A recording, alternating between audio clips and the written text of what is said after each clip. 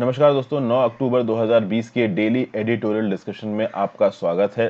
देखते हैं आज कौन कौन से आर्टिकल्स डिस्कस करेंगे। पहला आर्टिकल हाथरस गैंगरेप केस के बारे में, कुछ और गैंगरेप केसेस के बारे में बात की गई है। बहुत ही सेंसिटिव टॉपिक है तो इसको मैं स्किप कर रहा हूँ। सीधे सीधे कास्ट पॉलिटिशियंस को उल्टी सीधी बातें बोलना, सीधे सीधे गैंगरेप के बारे में बात करना, ये एग्जाम्स के पर्सपेक्टिव से मुझे उतना इंपॉर्टेंट नहीं लग रहा है, इसलिए मैं इसको स्किप कर रहा हूँ। दूसरा आर्टिकल बहुत अच्छा है, keeping vigil even during unusual times. देखिए ये बहुत अच्छा आर्टिकल है। कोरोना का पैंडेमिक आया, उसके बाद बहुत सारी हेल्थ परचेजिंग की गई, सैनिटाइजर्स खरीदे गए, मास्क खरीदे गए, किट्स खरीदी गई, पीपीई किट्स। तो इन सब में जो भी सरकार ने खर्चा हुआ किया, उसमें अच्छा खासा करप्शन होने के चांसेस हैं। उस करप्शन को रोकने के लिए या फिर उस करप्शन में अगर किसी ने करप्शन कर दिया है उसको सजा देने के लिए, गलतियां पॉइंट आउट करने के लिए कैग का ऑडिट किस हद तक इफेक्टिव होता है, इसको देखेंगे। क्योंकि रिसेंटली कर्नाटका का जो स्टेट लेजिस्लेचर है, उसमें जो पब्लिक अकाउंट कमेटी है, उसके चेयरमैन ने खुद कैग से बोला है कि आप एक स्पेशल टीम बनाइए और जितना भी कोविड-19 का इक्विपमेंट स्टेट में खरीदा गया उसका ऑडिट करिए। तो इसके बारे में जो मैं इंपॉर्टेंट पॉइंट्स हैं वो डिस्कस करूंगा। फिर अवॉइडिंग अनसर्टेनिटी, मैंने आपके लिए एक अलग से वीडियो बना के बताया था कि मॉनेटरी पॉलिसी कमेटी किस तरीके से अपॉइंट होती है और कैसे वो काम करती है। अब फाइनली मॉनेटरी पॉलिसी कमेटी जो 3 मेंबर्स हैं जिनको अपॉइंट नहीं किया गया था, अब कर दिया गया है। और ये लेट होने से क्या गड़बड़ हो सकती है, क्या हमारी ग्लोबल इमेज खराब हो सकती है, इसके बारे में आर्टिकल में बताया। खासकर एक ऐसे समय पे जब पूरी दुनिया में पैंडेमिक फैला है, इकोनॉमी नीचे जा रही है, और उसके बाद भी जिन लोगों को अपॉइंट किया गया उनको सिर्फ 24 घंटे मिले सारी रिपोर्ट्स को, सारे डाटा को स्टडी करने से पहले, मीटिंग से पहले। तो इसके बारे में देखेंगे क्या बताया आर्टिकल में। उसके बाद सिजरिंग द डीएनए, यहां पे ये जो ऑथर हैं वो ये बोल रहे हैं कि देखिए CRISPR CRISPR Cas9 gene editing technology है, ये इतनी रेवोल्यूशनरी टेक्नोलॉजी है कि इसी टेक्नोलॉजी के अंदर से नोबेल प्राइज जाना था। वो एक अलग बात है कि नोबेल प्राइज किसको मिलना था, क्योंकि इस टेक्नोलॉजी की रिसर्च में बहुत सारे साइंटिस्ट दुनिया भर से शामिल हैं। फाइनली पता चल चुका है, ये प्राइज मिला है इमैनुअल शार्पेंटियर को और जेनिफर ए डॉडना को। दोनों वुमेन है। 8 साल पहले जो इन्होंने खोजें की थी, डिस्कवरी की थी, उसके लिए अब इनको नोबेल प्राइज मिला है। तो इसके क्या क्या फायदे हैं ये मैं पहले ही बता चुका हूं। एक छोटा सा व्यू पॉइंट हम लोग फिर से ले लेंगे आज जो भी इस आर्टिकल में लिखा हुआ है। नेक्स्ट ये article, should Indian startups take on global internet giants. देखिए इसको मुझे बहुत डिटेल में डिस्कस करना पड़ेगा, कुछ एक्स्ट्रा पॉइंट्स मिला के। यहाँ पे 2-3 लोग बैठ के बात कर रहे हैं और उनके व्यू पॉइंट्स को डिस्कस किया गया, तो अभी के लिए मैं इसको डिस्कस नहीं कर रहा हूँ, मैं अलग से वीडियो बना दूंगा। और वैसे भी मैं करंट पे अलग से वीडियो आपके लिए बनाता ही रहता हूँ, अलग अलग इंपॉर्टेंट न्यूज पे। मेरी कोशिश रहती है कि आपको ज्यादा से ज्यादा चीजें समझा दूं। नेक्स्ट है winning back trust in vaccine. आपको पता है जो डोनाल्ड ट्रंप साहब हैं, अपने आप को इलेक्शन में हीरो दिखाने के लिए बहुत जल्दी वैक्सीन लाने की कोशिश कर रहे थे, लेकिन जो food and drug administration organisation है यूएसए का, उसने साफ साफ बोल दिया है कि इलेक्शन डे जो कि 3 नवंबर को है, उससे पहले वैक्सीन नहीं आ सकती। तो अभी वैक्सीन नहीं आ सकती, इससे जो एफडीए है और जो फार्मा कंपनीज है उनमें थोड़ा बहुत कॉन्फिडेंस आ जाएगा लोगों का।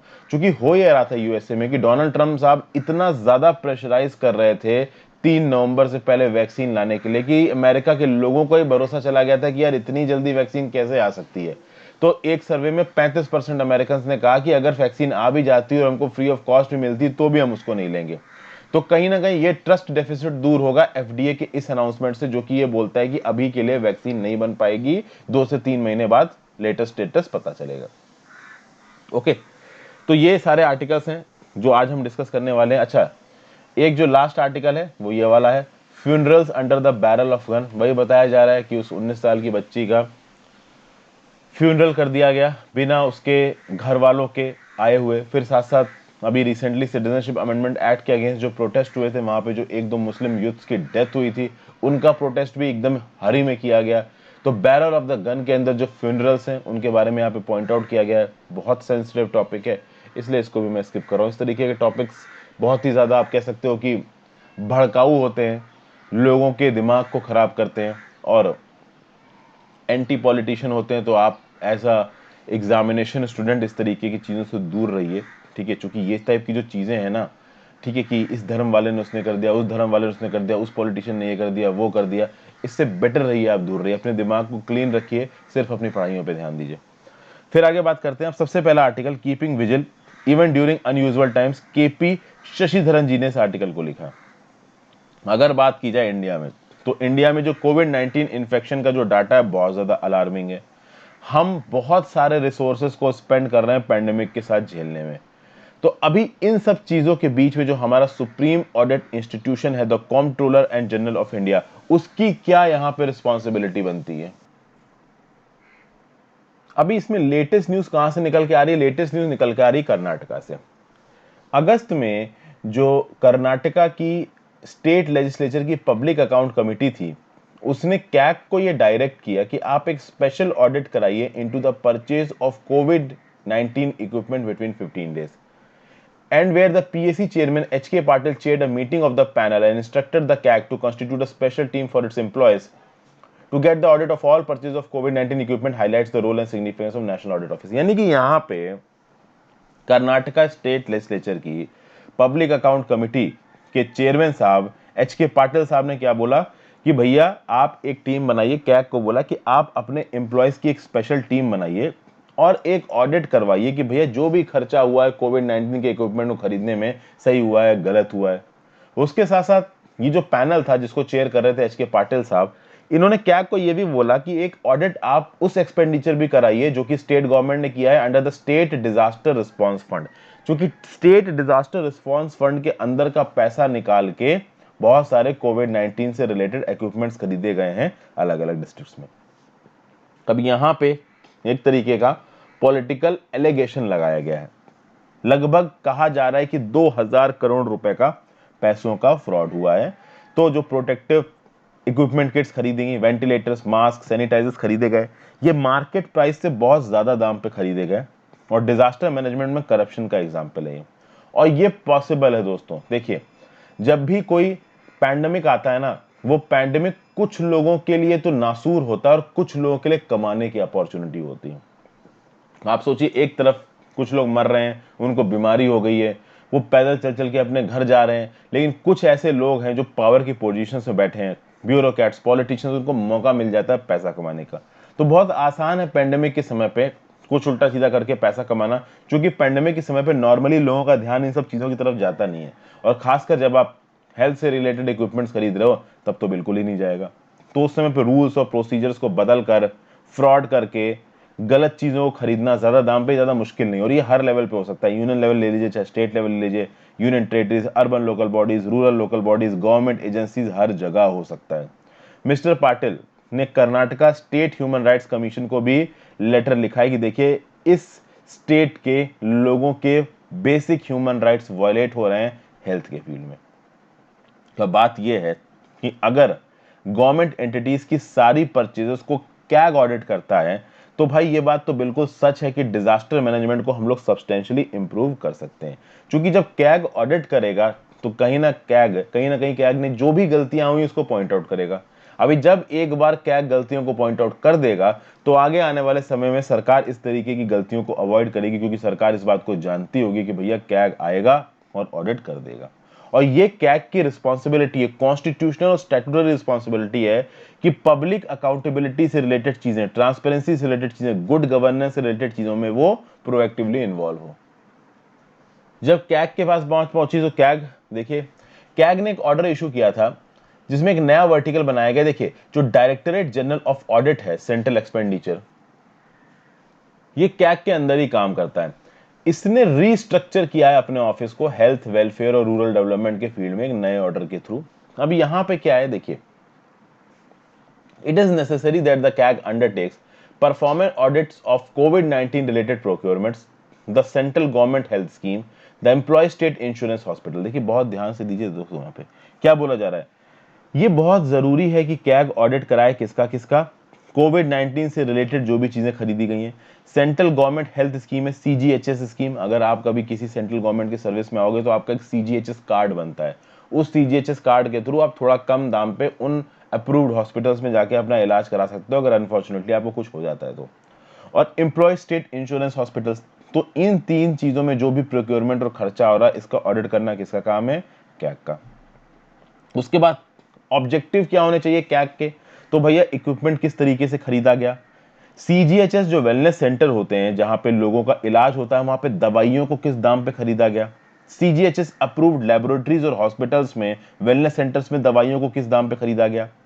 फिर ये भी बोला जाता है कि देखिए, सीजीएचएस का ऑडिट करना इसलिए भी इंपॉर्टेंट हो जाता है क्योंकि सीजीएचएस लगभग 34 लाख बेनिफिशियरीज को सर्विस प्रोवाइड करता है, 34 लाख को। और इस 34 लाख में government employees, pensioners, member of parliament, ये सब आते हैं।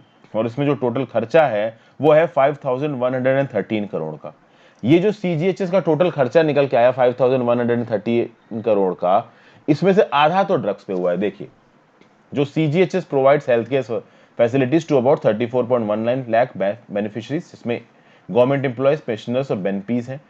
5113 करोड़ का एक्सपेंस है जिसमें से आधा ड्रग्स पे। किस टाइम पीरियड में? 2014-15 से लेके 2018-19 में। फिर यहां पे क्या बोला गया है आगे, beneficiary survey will become part of the audit process to bring out efficiency of the service delivery and the availability and quality of drugs. Auditing ESI hospitals and dispensaries is expected to provide the assured healthcare services, including infection control and hygiene. क्या बोला जा रहा है कि आपने इतना सारा हजारों करोड़ पैसा तो खत्म कर दिया दवाइयां खरीदने में, बट एक्चुअली में वो दवाइयां लोगों तक पहुंची कितनी। तो ऑडिट प्रोसेस के अंदर एक बेनिफिशियरी सर्वे को जोड़े जाने की बात करी जा रही है, और ये जोड़ा भी जाता है बहुत सी जगहों पे, जहां पे जगह जगह पे जाके जो लोग ने बेनिफिट किया इन स्कीम से उनसे पूछा जाता है कि हाँ भाई, जब आप अपना इलाज करवा रहे थे तो आपको क्या क्या फैसिलिटीज मिली। जैसे कि फॉर एग्जाम्पल एक रिकॉर्ड होता है, जो गवर्नमेंट रिकॉर्ड्स, उसमें लिखा होगा कि भैया कौन से एम्प्लॉय ने क्या क्या इलाज करवाया है। तो उन एम्प्लॉयज को कैग के ऑफिसर्स फोन कर करके पूछेंगे कि उनका एक्सपीरियंस कैसा था, सीजीएचएस की तरफ से कैसा रिस्पांस आया। क्योंकि सेंट्रल गवर्नमेंट एम्प्लॉयज की भी बहुत ज्यादा कंप्लेन रहती है कि भैया सीजीएचएस में आराम से दवाइयां मिलती नहीं है, बिल्स नहीं पास होते हैं, ठीक है ना, बहुत बहुत दिन तक फाइल लटकी रहती है। तो इस तरीके की कंप्लेंट्स आती हैं सीजीएचएस की तरफ से। तो अगर ऑडिट होगा कैग का प्रॉपर तरीके से, तो एक तो इस तरीके की कंप्लेंट्स कम होगी, सीजीएचएस की जो गवर्निंग अथॉरिटी है उनके ऊपर प्रेशर पड़ेगा कि वो काम को प्रॉपर तरीके से करें, और ऑब्वियस सी बात है इस हेल्थ इमरजेंसी को भी हम टैकल कर पाएंगे। तो भाई बस यही बातें बोली जा रही है कि जो कोविड-19 है ये एक अनपैरेलल्ड डिजास्टर है। ओके, और यहाँ पे जो स्कैमस्टर हैं उनको मौका मिल रहा है कि वो पब्लिक मनी को गायब कर रहे हैं, इस तरीके की प्रॉब्लम्स हो रही। तो यहाँ पे कैग के सामने एक स्टैट्यूटरी रिस्पॉन्सिबिलिटी आती है कि इंडिपेंडेंट ऑब्जेक्टिव तरीके से एक कॉन्स्टिट्यूशनल अथॉरिटी का रोल निभाते हुए ये टैक्स पेयर के पैसे को बचाएं। यहाँ पे इंटरनल ऑडिट की भी बात करी जा रही है। इंटरनल ऑडिट का मतलब क्या होगा? देखिए कि जिस गवर्नमेंट डिपार्टमेंट ने चीजों को खरीदा, अभी वो गवर्नमेंट डिपार्टमेंट अपने अंदर से ही 3-4 लोगों की टीम बनाए और उस खर्चे का ऑडिट करवाए, ये हो गया इंटरनल ऑडिट। और वो गवर्नमेंट डिपार्टमेंट की कोई एक्सटर्नल एजेंसी आके ऑडिट करे, जो कि इस केस में निकल के आ रही है कैग, तो कैग हो गया एक्सटर्नल ऑडिटर। तो ये भी बोला जा रहा है कि जो इंटरनल ऑडिटर्स होते हैं गवर्नमेंट डिपार्टमेंट के अंदर काम करने वाले, उनको भी ट्रांसपेरेंट और इफेक्टिव तरीके से काम करना चाहिए ताकि किसी भी तरीके की प्रॉब्लम्स ना हो। और इंटरनल ऑडिट की रिपोर्ट अगर अच्छी होगी तो जब कैग एक्सटर्नल ऑडिट करवाएगा तो उसके पास बहुत सारे पॉइंट्स पहले से अवेलेबल होंगे गलतियों को पॉइंट आउट करने के लिए, अगर कोई हुई है तो। और अगर नहीं हुई है तो वो तो बेस्ट है। ऑडिट का मतलब ही यही होता है कि आप ये पता कर सको कि क्या गलती हुई और क्या गलती नहीं हुई। आगे अगले आर्टिकल में चलते हैं, avoidable uncertainty on RBI monetary policy statement. Appointment process for critical financial policy role need an overhaul. हर 2 महीने पे आरबीआई की मॉनेटरी पॉलिसी आती है। तो भाई 1 अक्टूबर को इस बार की मॉनेटरी पॉलिसी आनी थी, बट वो आई कब? मॉनेटरी पॉलिसी स्टेटमेंट कब आया? 9 अक्टूबर को आया। तो बात ये थी कि ये जो 9 अक्टूबर को मॉनेटरी पॉलिसी स्टेटमेंट आया है, इससे पहले बहुत गुत्थम गुत्थी हुई है, काफी प्रॉब्लम्स हुई हैं, कुछ ऐसी चीजें सामने आई हैं जो कि नहीं आनी चाहिए थी। देखिए 29 सितंबर को इस मॉनेटरी पॉलिसी कमेटी को मिलना था, 29, 30, 1 को बहस करनी थी और 1 को मॉनेटरी पॉलिसी निकल के आनी थी हमारे पास। लेकिन बात यह हुई कि government failure to appoint its 3 nominees to the 6 member committee. आपको मैंने बताया कि मॉनेटरी पॉलिसी कमेटी में 6 मेंबर्स हैं, इन 6 में से 3 आउटसाइडर्स होते हैं। इन 3 आउटसाइडर्स को गवर्नमेंट को अपॉइंट करना था, गवर्नमेंट ने उसको अपॉइंट करने में कर दी देरी। अपॉइंटमेंट कमेटी में कैबिनेट सेक्रेटरी और बहुत से और लोग होते हैं, जो कि मैंने आपको मॉनेटरी पॉलिसी कमेटी वाली वीडियो में बताया है। मॉनेटरी पॉलिटी कमेटी मेरे नाम के साथ यूट्यूब में सर्च मारिए, आपको वो वीडियो मिल जाएगी। वहां मैंने बहुत इंपॉर्टेंट चीजें बताई आरबीआई के काम से रिलेटेड, उस वीडियो को जरूर देख लीजिए, काम की है वो। ओके, अब रिसेंट ईयर्स में पहली बार ऐसा हुआ है कि आरबीआई ने जो अपनी बाई मंथली रिव्यू है इसको डेफर किया है। ओके, क्यों? क्योंकि लोगों का अपॉइंटमेंट नहीं हो पाया था। अब ये बात तो बहुत अच्छी तरीके से पता थी कि 4 साल पहले जब ये मॉनेटरी पॉलिसी कमेटी बनी थी 3 मेंबर्स वाली, तो ये 4 साल पहले से पता था कि अभी इसका टेन्योर खत्म हो जाएगा। तो जब अगस्त खत्म हुआ था, जब अगस्त वाला बाय मॉनेटरी पॉलिसी कमेटी की रिव्यू आया था, उस समय पे सरकार को जो अपॉइंटमेंट प्रोसेस है उसको तेज करना चाहिए था, बट सरकार ने अपॉइंटमेंट प्रोसेस तेज किया नहीं।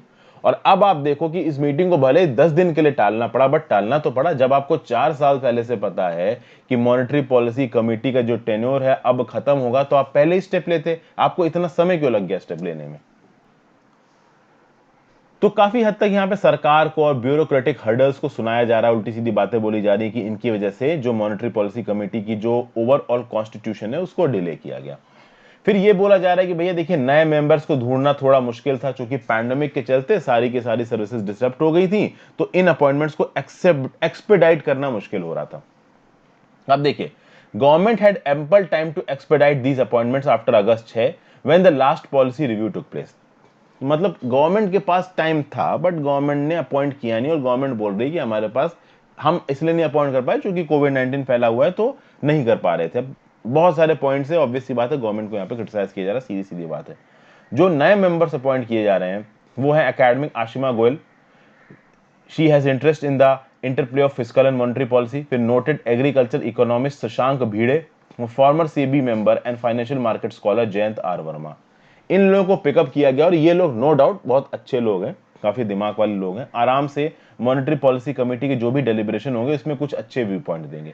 लेकिन बात यह है कि जो पहली मीटिंग इनको करनी थी उसके लिए इनको सिर्फ 24 घंटे का समय मिला। अरे कम से कम 10-15 दिन पहले आप इनका अपॉइंटमेंट करते तो ये रिपोर्ट्स को पढ़ते, स्टैटिस्टिक्स को पढ़ते, देखते कि क्या किया जा सकता है क्या नहीं किया जा सकता है। आपने एकदम से अपॉइंट किया और सीधे सीधे ये लोग कमेटी में आके बैठ गए। अब ये बेचारे क्या ही करेंगे, इनको कुछ पता ही नहीं है। ये अलग बात है कि हो सकता है गवर्नमेंट ने बैक चैनल से इनको 7-8 दिन पहले बता दिया हो कि आपको हम अपॉइंट करने वाले हैं, तो ये अपना होमवर्क पहले से कर रहे हो। बट कहीं ना कहीं ये जो अभी हुआ ये नहीं होना चाहिए था, और एडवांस में यहाँ पे अपॉइंटमेंट हो जाने चाहिए थे, ऐसा बोल रहा था। फिर एक बात पे और क्रिटिसाइजमेंट किया जा रहा है, Q1 में जो हमारी इकोनॉमी है वो लगभग 24% कॉन्ट्रैक्ट की है, इन्फ्लेशन 6% से ऊपर है। तो 2016 में आरबीआई और सेंटर ने जो डिसाइड किया था मॉनेटरी पॉलिसी कमेटी को सेटअप करते वक्त कि इन्फ्लेशन को 4 ± 2 की लिमिट में रखेंगे, उसको पार कर रखा गया। जब हमारे सामने इतनी ज्यादा प्रॉब्लम्स हैं तो उस समय पे आप एमपीसी के अपॉइंटमेंट में डिले क्यों कर रहे हो? फिर गवर्नमेंट का जो प्लान है, जो बोरोइंग प्लान है, वो अभी 12 लाख करोड़ पे स्टक है। आपको मैंने बताया था ना, आत्मनिर्भर पैकेज के अंदर 20 लाख करोड़ रुपए का अनाउंसमेंट किया था हमारी सरकार ने, जिसमें से 8 लाख करोड़ तो आरबीआई के लिक्विडिटी इन्फ्यूजन के थ्रू आने थे, और 12 लाख करोड़ को सरकार खत्म करेगी अलग अलग बोरोइंग्स के थ्रू।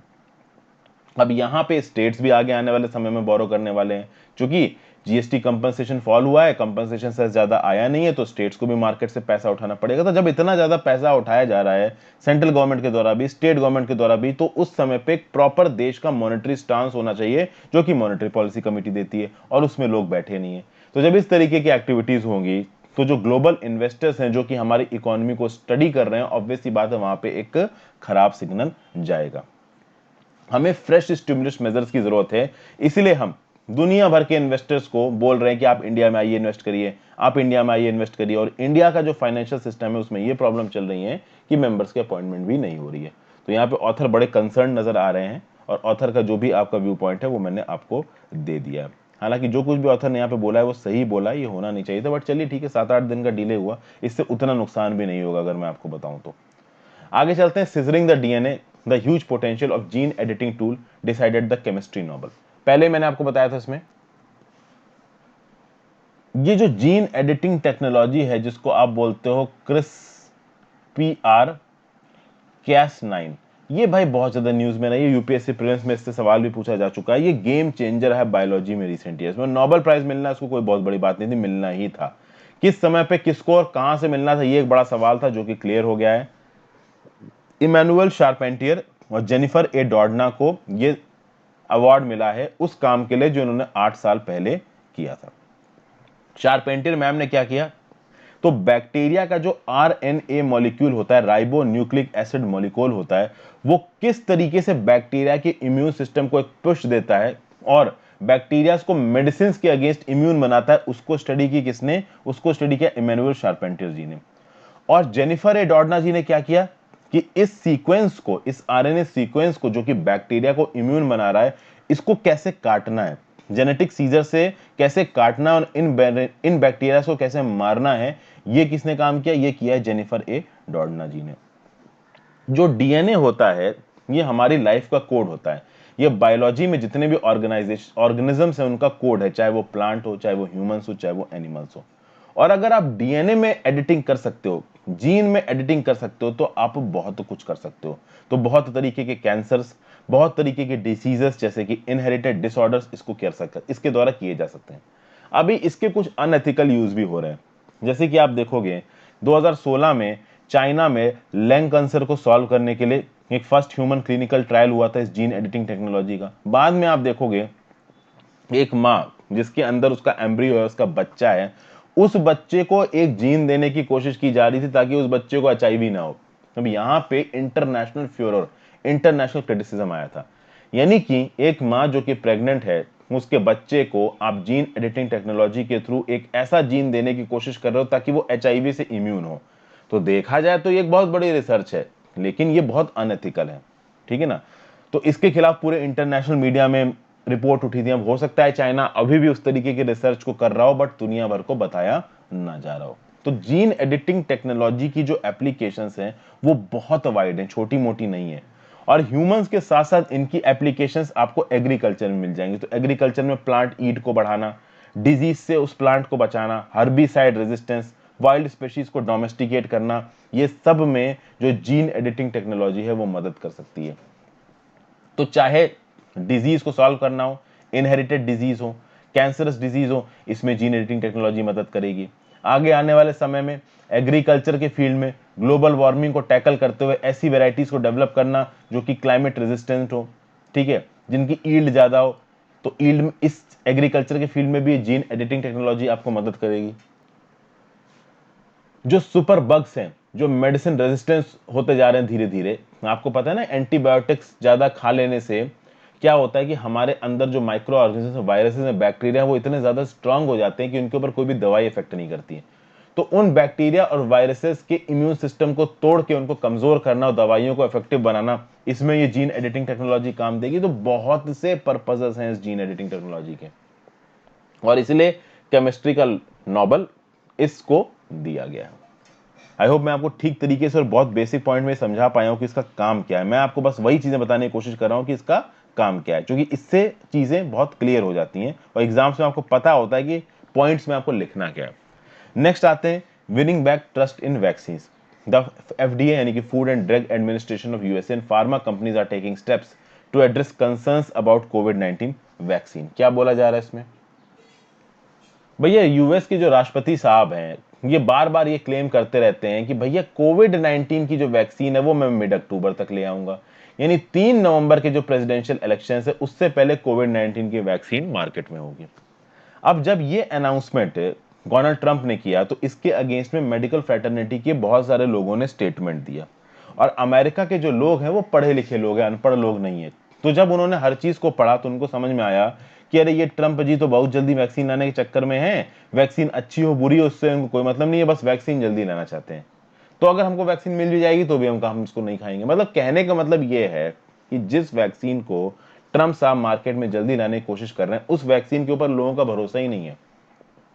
तो देखिए, the guidance for emergency use authorisation for vaccine to prevent कोविड-19 release by the US food and drug administration has that this possibility. यानी डोनाल्ड ट्रंप जो बोल रहे थे कि मिड अक्टूबर तक मैं कोविड-19 की वैक्सीन ले आऊंगा 3 नवंबर के प्रेसिडेंशियल इलेक्शन से पहले, इस क्लेम के अगेंस्ट, डोनाल्ड ट्रंप के इस क्लेम के अगेंस्ट अभी एफडीए का एक स्टेटमेंट आया, जो यूएस का food and drug administration department है, उसने अपना स्टेटमेंट दिया है एक रिलीज के थ्रू। रिलीज का नाम है emergency use authorisation for vaccine to prevent कोविड-19। इस रिलीज में साफ साफ बोल दिया है एफडीए ने कि भैया इलेक्शन डे से पहले वैक्सीन नहीं आ पाएगी। कैसे बोला है ये भी मैं आपको बताता हूं। The FDA has made it clear that data from phase 3 study should include a medium follow-up duration of at least 2 months after completion of the full vaccination regimen to provide adequate information to assess a vaccine's benefit risk profile. However, the guidance for industry contains non-binding recommendations.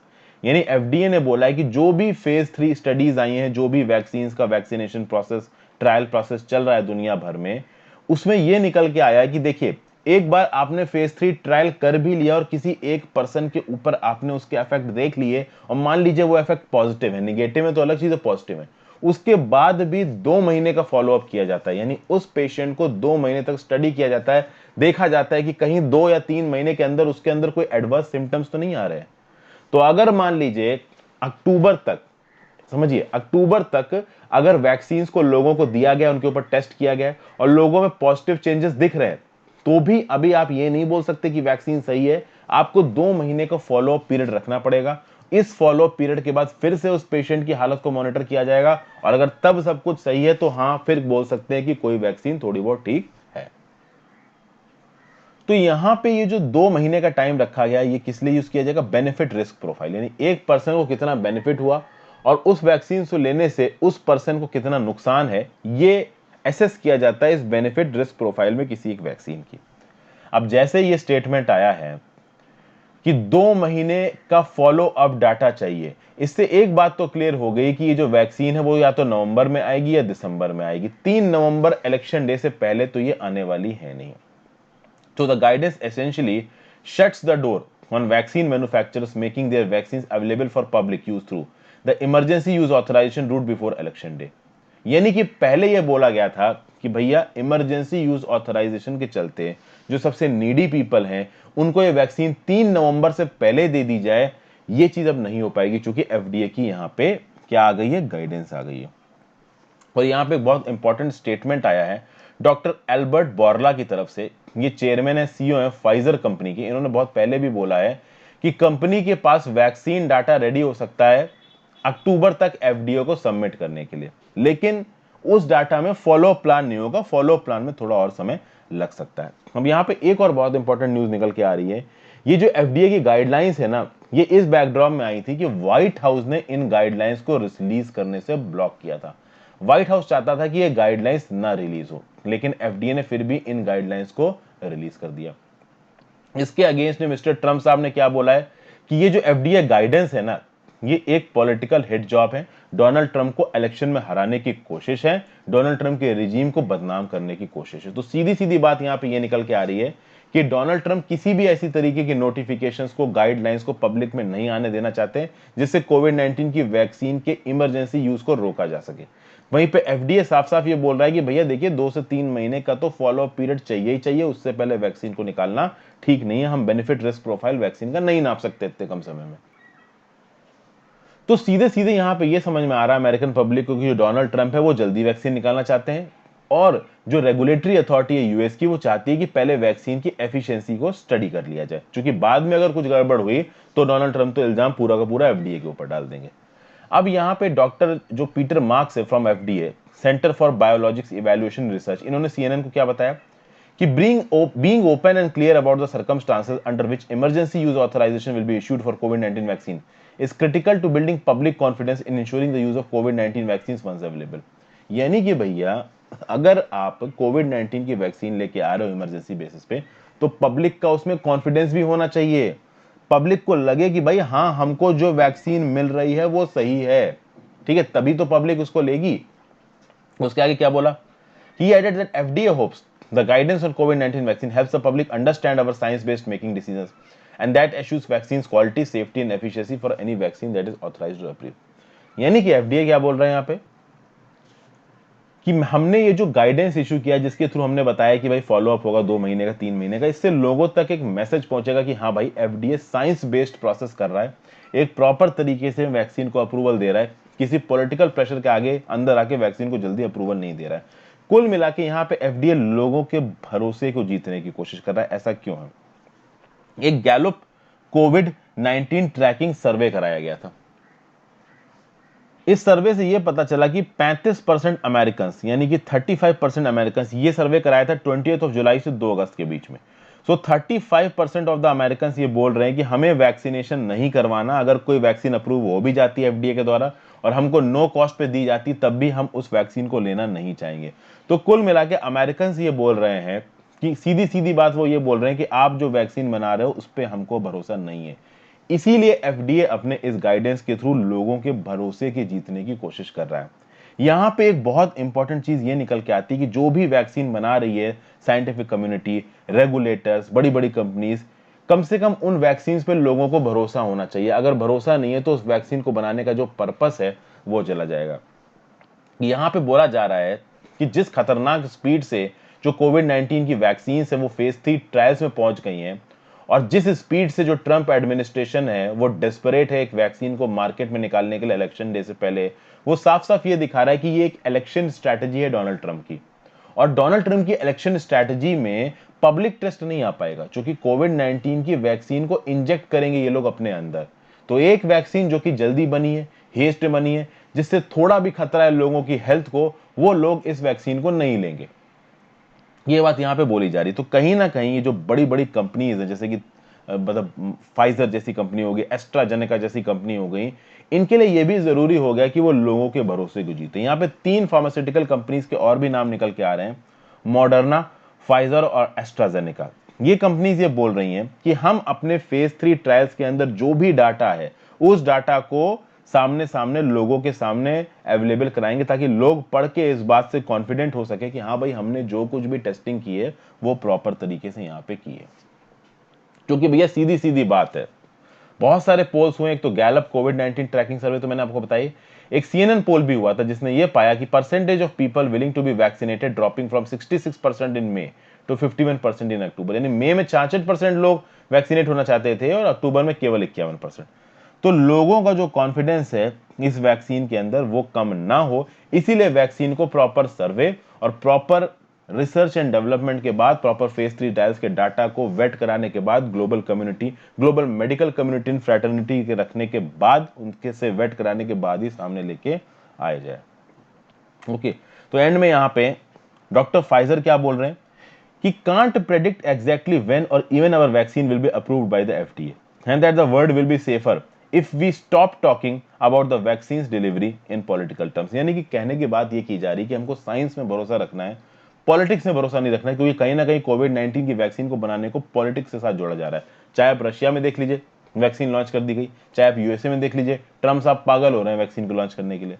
तो यहां पे political term से चीजों को हटाना है, science पे भरोसा करके, साइंटिफिक कम्युनिटी के जो अचीवमेंट्स हैं उन पे भरोसा करके वैक्सीन को लेके आना है, ताकि लोगों की हेल्थ को सेफगार्ड किया जा सके।